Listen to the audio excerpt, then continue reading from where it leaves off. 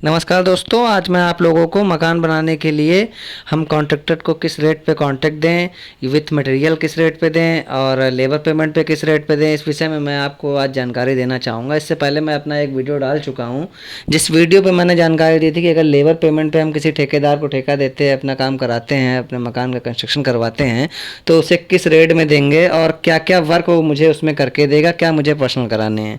उसी के अकॉर्डिंग मैं आज आप लोगों को इस वीडियो पे बताऊंगा कि यदि हम विथ मटेरियल किसी ठेकेदार को ठेका देते हैं या अपना काम कराते हैं, वर्क कराते हैं, तो क्या क्या चीज़ें वो हमें करके देगा मकान में और कौन कौन सा मटेरियल आपको अवेलेबल कराएगा। इससे पहले वाला जो मैंने वीडियो डाला था उसमें आप लोगों को बताया था कि क्या क्या ज़रूरी होता है हमें मकान बनवाने में। मैंने आपको पहला टॉपिक बताया था प्लाट या मिट्टी खरीदते समय क्या क्या चीज़ें ध्यान रखना चाहिए। प्लाट में मिट्टी है या कचरा है या मलमा भरा हुआ है, इस चीज़ का आपको विशेष रूप से ध्यान रखना है। इसके अलावा प्लाट के अगल बगल व पीछे कंस्ट्रक्शन है या नहीं, ये भी ध्यान रखना है। और तीसरी चीज़ होती है जेसीबी चलाने व आने जाने मिट्टी निकालने की जगह है कि नहीं, प्लाट या मकान की दिशा कैसी है, प्लाट के बाहर रोड का साइज़ क्या है। ये सब चीज़ें डिपेंड करती हैं आपके कंस्ट्रक्शन करवाने पे। अगर आपके यहाँ रोड कम चौड़ी है और सकरी है तो आपका मटेरियल थोड़ी थोड़ी मात्रा में आपके प्लाट तक पहुंचेगा, जो कि आपको महंगा पड़ेगा। और यदि आपके यहाँ रोड कम से कम ये मान लीजिए कि 6 मीटर से ऊपर है या 5 मीटर तक है, तो आपके यहाँ डंपर या ट्रक जा सकता है और आप आसानी के साथ में मटेरियल का स्टोर कर सकते हैं। तो इसलिए इन सब चीज़ों का विशेष रूप से ध्यान रखें। कचरा होने से क्या होगा, यदि आपके प्लाट में कचरा है तो एयर बनेगी और आपकी फर्श में चिटकन आ सकती है, तो इस चीज़ का भी आपको ध्यान रखना है। दूसरा इंपॉर्टेंट टॉपिक ये था कि बनवाते समय क्या क्या चीज़ें होती हैं जिन्हें आप पे ध्यान देना है। तो दूसरा टॉपिक में आप समझिए कि लागत आपके माइंड में होनी चाहिए, कितनी लागत लगनी है। ऐसा ना हो आधा मकान आप बनवाएं उसके बाद आपका बजट खत्म हो जाए। दूसरा होता है कि आप जो भी ठेकेदार को आप ठेका दे रहे हैं, कॉन्ट्रैक्टर को, उससे आप एग्रीमेंट लेटर जरूर तैयार करा लें, जिसमें आपका टाइम ऑफ पीरियड और क्या क्या क्वालिटी का वो मटेरियल आपको देगा, मतलब जो भी चीज़ें आपकी उसकी तय हों वो उस एग्रीमेंट पे ज़रूर होनी चाहिए। और सबसे विशेष चीज़ है कि टाइम ऑफ पीरियड आप ज़रूर लिखवा लें कि कितने महीने में कितने दिन में वो आपका कंस्ट्रक्शन कंप्लीट करके देगा। तीसरा है ड्राइंग। ड्राइंग बहुत इंपॉर्टेंट है। अच्छे से अच्छे इंजीनियर को आप उससे ड्राइंग बनवाइए और अपनी सुविधा अनुसार हर चीज़ उसको बताएं कि हमें कैसा क्या कहाँ पे चाहिए, उस हिसाब से वो इंजीनियर आपको ड्राइंग बना के देगा। नंबर 4 पर आता है आपको पानी। पानी की व्यवस्था आपको ज़रूर करनी पड़ेगी। बिना पानी के समझ लीजिए आपका पूरा कंस्ट्रक्शन बेकार है, क्योंकि मेन चीज़ है तरी। सीमेंट आप चाहे जितनी डाल दीजिए, अगर तरी नहीं है तो आपका मकान बिल्कुल कमज़ोर है। नंबर 5 पे आता है लाइट। लाइट की व्यवस्था भी आपको करनी पड़ेगी, क्योंकि चूँकि ये मान लीजिए आजकल जो भी समय चल रहा है उसमें सब मशीनों द्वारा कार्य कराया जा रहा है, और अगर लाइट नहीं होगी तो मशीन भी चलना बड़ा मुश्किल होगा और आपका काम में बहुत ही ज़्यादा समय लगेगा, टाइम लगेगा। इसके बाद अब चलो मैं मेन जानकारी आपको देता हूँ जिसके लिए मैंने ये वीडियो बनाया है।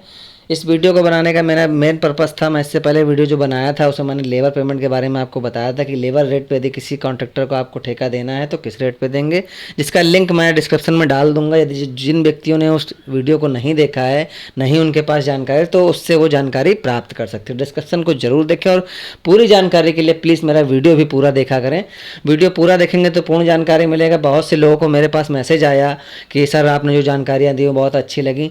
अच्छी लगने से मुझे मतलब नहीं, मैं चाहता हूं कि आप लोगों में से किसी भी व्यक्ति को यदि मेरी जानकारी पसंद आती है, उसके मतलब की होती है, तो प्लीज़ उसको ज़्यादा से ज़्यादा शेयर करें।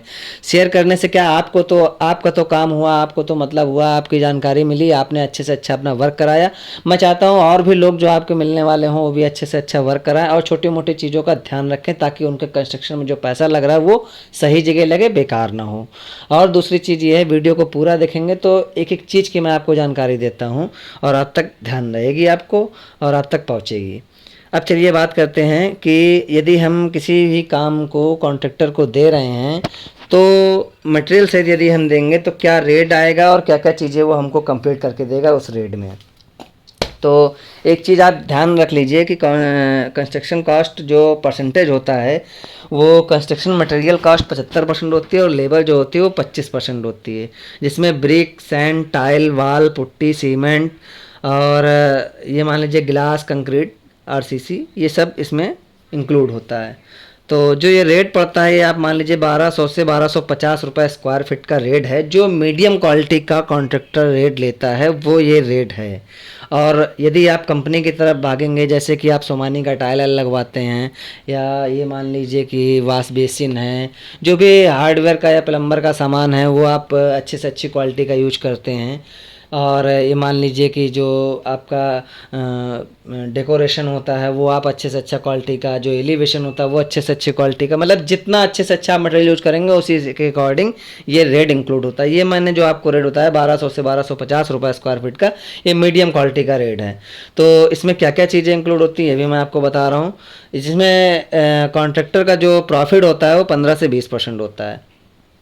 तो क्या क्या चीज़ें इंक्लूड होती हैं, जैसे टाइल है, फ्लोरिंग की जो टाइल है वो इसमें इंक्लूड है। ये लमसम आप मान लीजिए कि यदि आप 1000 स्क्वायर फीट का मकान बनाते हैं तो 1000 स्क्वायर फीट में मैं आपको बता रहा हूँ लमसम कितना क्या किस चीज़ का लगता है, वो मैं आपको इस जानकारी में बता रहा हूँ।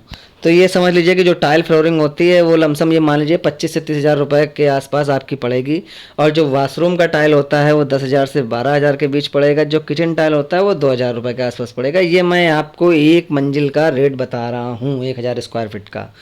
तो दूसरी चीज़ क्या होती है, टोटल टाइल आपका ये मान लीजिए कि 40 हज़ार से 45 हज़ार के बीच लग सकता है।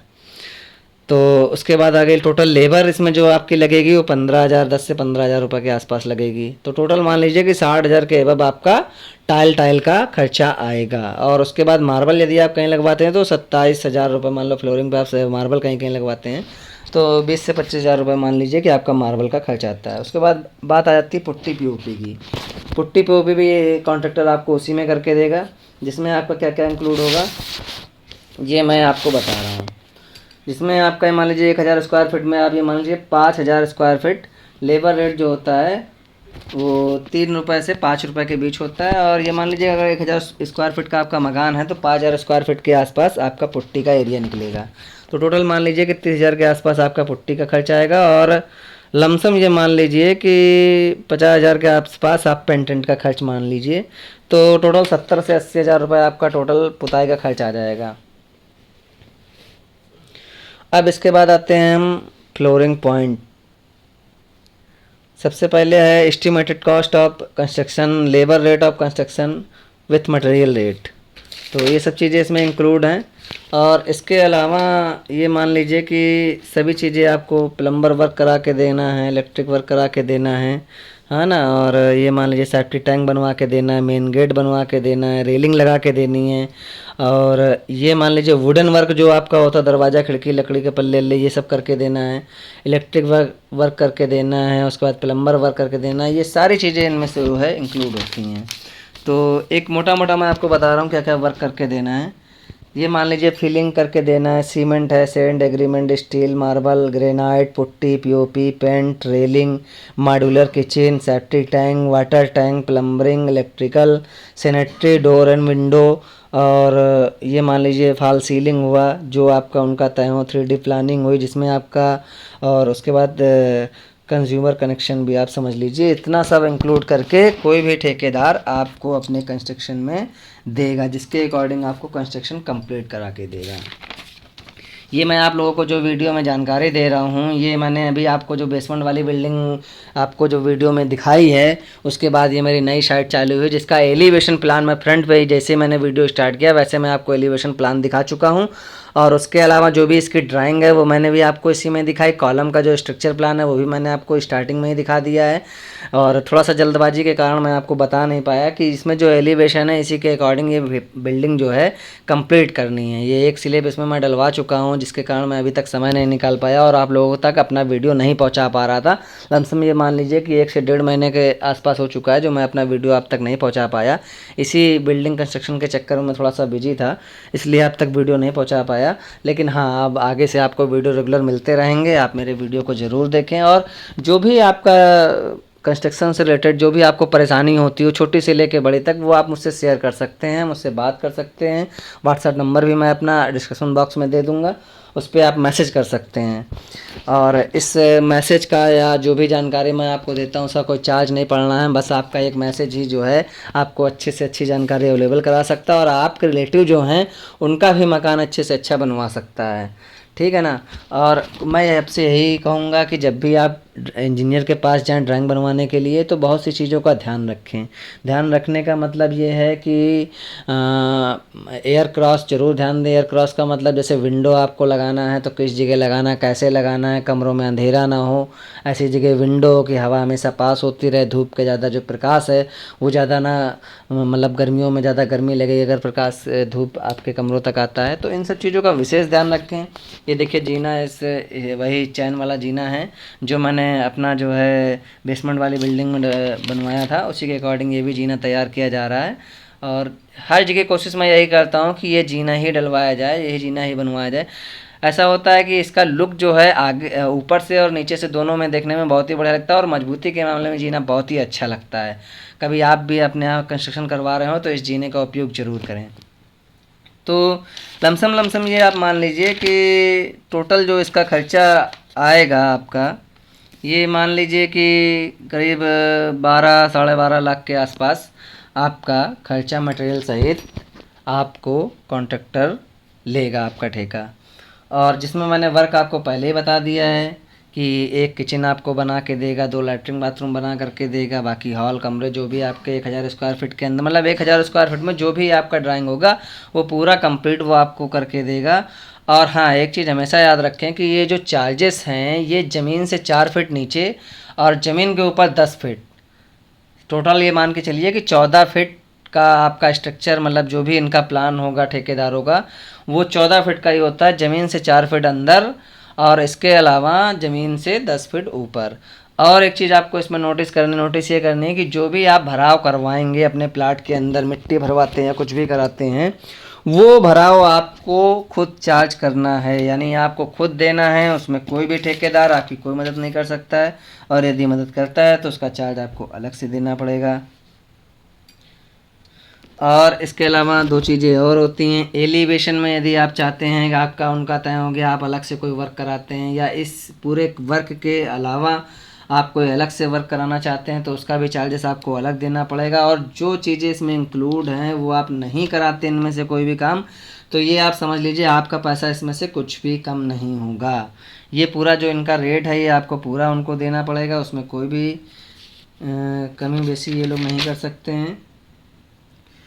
अब चलिए आते हैं थोड़े थोड़े नोटिस वाली चीज़ें आपको बताते हैं कि इंक्लूड इन लेबर रेट क्या क्या इंक्लूड होता है।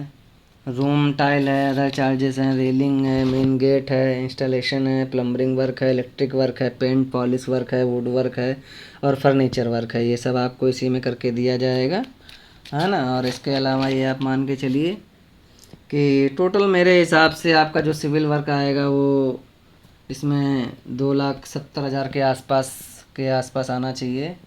और प्लम्बरिंग वर्क है 30,000 रुपये और इलेक्ट्रिक जो वर्क है वो टोटल 25 से 27,000 रुपये के आसपास आना चाहिए। कारपेंटर का जो वर्क है वो 30 से 35,000 रुपये के आसपास आना चाहिए। पेंटर का वर्क है वो जो 30,000 के आसपास आना चाहिए। तो टोटल ये सब मिला करके मान लीजिए कि 4 लाख के आसपास ये आपका एक फ्लोर का सिस्टम इसका बन रहा है। इसके अलावा जो मटेरियल है, मटेरियल का चार्जेस अलग इसमें है। मटेरियल का चार्जेस मतलब टोटल ये मान के चलिए कि जो भी जैसे 1200 या 1250 रुपये या 1300 रुपये स्क्वायर फीट का जो मैं आपको रेट बता रहा हूँ, इस रेट है 75% जो है वो मटेरियल का है और 25% जो है वो आपका जो है इसका है, जो मैंने आपको बताया लेबर रेट का। तो जिस हिसाब से मैंने आपको ये सब चीज़ें बताई, कारपेंटर, इलेक्ट्रिक, प्लम्बर, सिविल और पेंटर, ये सब मिला के लमसम 4 के आसपास पहुंच रहा है। तो 3 भाग आप इसमें खुद ही कर सकते हैं, लमसम 12-13 के आसपास आपका टोटल बजट बैठ रहा है। तो इसी के अकॉर्डिंग आपको काम कराना है। और हाँ, जो चीज़ें मैं अपने पहले भी वीडियो में आपको बता चुका हूँ और फिर से बता रहा हूँ कि एग्रीमेंट का आप विशेष ध्यान दें, क्योंकि बहुत से ठेकेदार इस तरह के होते हैं जो इन सब चीज़ों का ध्यान नहीं देते हैं। वो कोशिश यही करते हैं कि आपका काम एग्रीमेंट ना कराएं। क्यों, होता क्या है कि जैसे आपके यहाँ वो काम करा रहे हैं, बहुत से लोग होते हैं कि स्लेब पे पहले डलवा लेते हैं और अंदर का कंस्ट्रक्शन बाद में करते हैं। तो स्लेब में जो होता है वो चार्जेस थोड़ा ज़्यादा लगता है, मतलब ये मान लीजिए कि 50-60 के आसपास आपको स्लेब में पैसा ठेकेदारों तक पहुंच जाता है। तो इसलिए कोशिश ये करते हैं कि आपकी टाइम कम लगे और पैसा जल्दी के चक्कर में ये लोग स्लेब डलवा देते हैं, उसके बाद अंदर कंस्ट्रक्शन करते हैं और आधे से ज़्यादा पैसा आपसे ले लेते हैं। तो हम यही आपसे कहेंगे कि कोशिश यही करें कि एक एग्रीमेंट ज़रूर तैयार करा लें जिसमें टाइम ऑफ पीरियड लिखा हो। टाइम ऑफ पीरियड से क्या है, आप उन पर दबाव डाल सकते हैं और उनसे कह सकते हैं कि ऐसा है कि हमारा मकान जल्दी से कंप्लीट करें और हमारा टाइम ऑफ पीरियड ये है। और इसके अलावा कुछ चीज़ें हैं ध्यान देने वाली जो मैं आपको बता रहा हूँ और आपको ध्यान भी देना है। तो दोस्तों इसमें और चीज़ें ध्यान रखने वाली ये हैं कि आपको एग्रीमेंट में टाइम ऑफ पीरियड के अलावा ये भी ध्यान देना है कि आप अगर मटेरियल साइड ठेका दे रहे हैं तो specify material quality and base rate.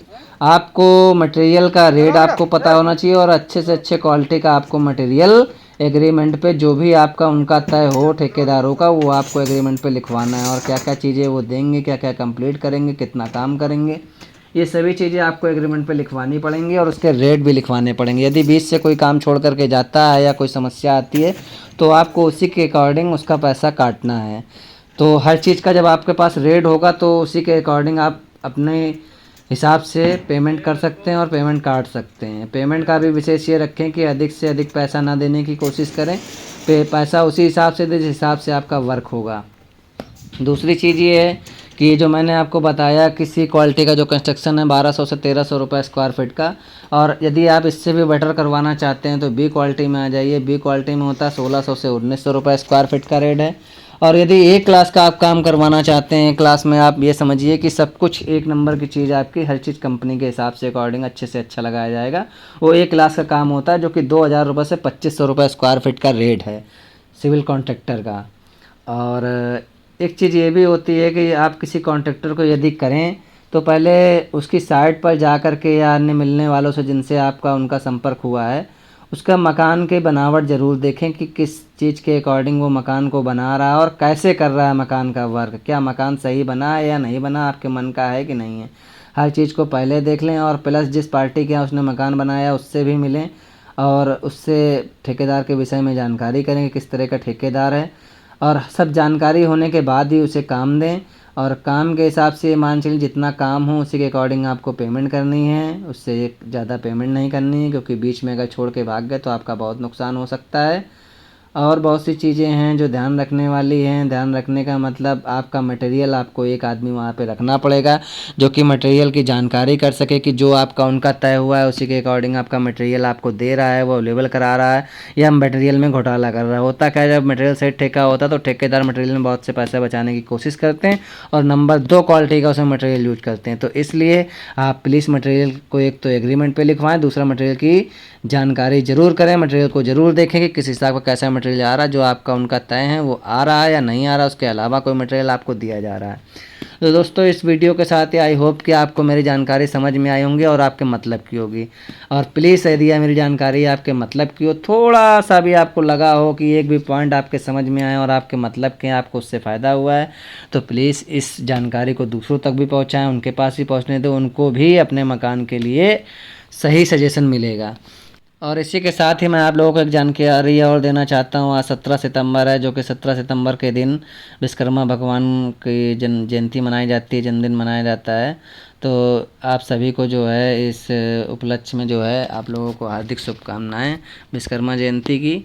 और आई होप कि आप लोगों का भी मकान अच्छे से अच्छा बने, बनकर तैयार हो, आप लोगों को दिक्कतें ना आए। मैं अपनी तरफ से पूरी कोशिश करूंगा और आगे भी इसी जानकारी के साथ में अच्छे से अच्छा वीडियो आप तक पहुंचाने की कोशिश करूंगा। आपको किसी विषय की कोई जानकारी चाहिए तो आप मेरे व्हाट्सएप नंबर पर मैं डिस्क्रिप्शन में दे दूँगा, उस पर आप कमेंट कर सकते हैं और मुझसे जानकारी मांग सकते हैं। आप मेरा वीडियो आपको पसंद आया हो, मेरी जानकारी अच्छी लगी हो तो आप लोगों का बहुत बहुत धन्यवाद। Thank you so much. और आगे भी मुझसे जुड़े रहने के लिए मेरे चैनल को please like share and subscribe ज़रूर करें। Thank you.